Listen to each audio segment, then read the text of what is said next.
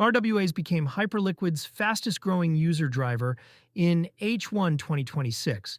Tokenized real-world assets pulled in nearly a third of Hyperliquid's new users during the first half of 2026, according to a research insight shared by Coin Bureau on August 16, 2026. The figure, RWAs accounted for 31.7% of new user growth in H1 2026, adding 169,000 wallets to the network. That single number reframes a debate that has run for 2 years.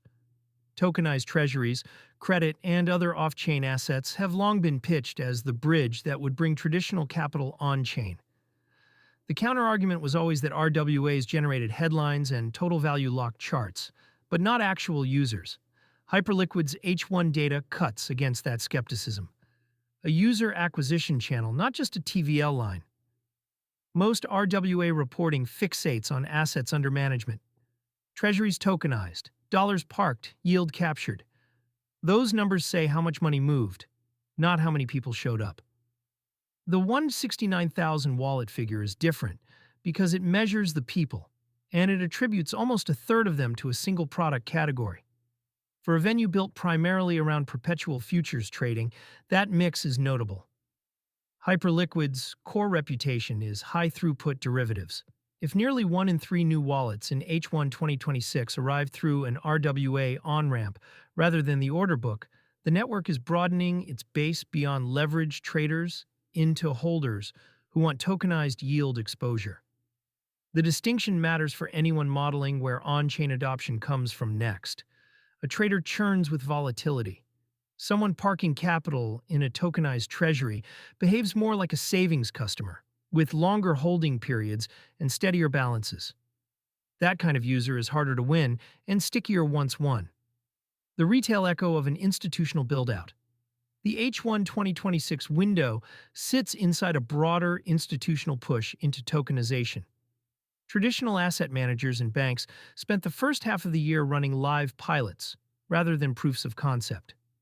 A 40-firm Wall Street trial of tokenized assets put names like JP Morgan and Goldman Sachs on the same rails, and issuers such as Securitize crossed record tokenized AUM even while posting a quarterly loss.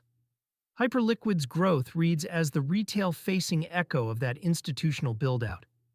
When large managers legitimize tokenized instruments, the on-chain venues that list them capture the downstream users. The 31.7% share suggests the pipeline is now delivering people, not just assets. Set against the wider market, the backdrop was cautious rather than euphoric. As of August 16, 2026, Bitcoin traded around $63,065, roughly flat on the day and down 2.6% over the week, with the Fear and Greed Index sitting at 37. Fear. Ether was near $1,081.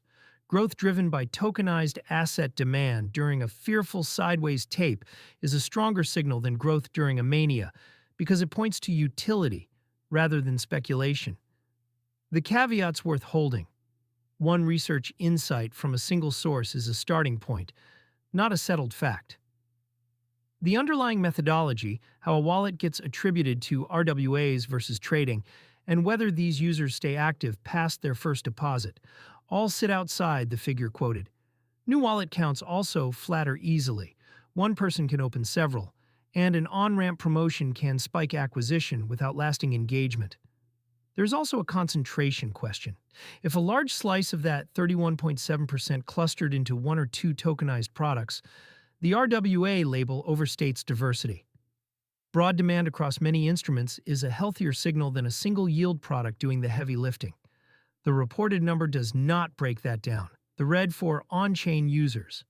For people already spending or holding stablecoins on-chain, the trend points in a familiar direction.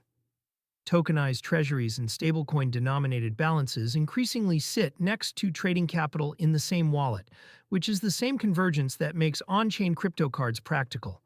Idle tokenized value on one side, a spending rail on the other. The near-term takeaway is narrower. Tokenized real-world assets are now measurably bringing new people on-chain, and on at least one major venue they did so at scale in H1 2026. The number to watch next is retention. whether those 169,000 wallets are still active at year end, or whether they were a one-time deposit that never came back.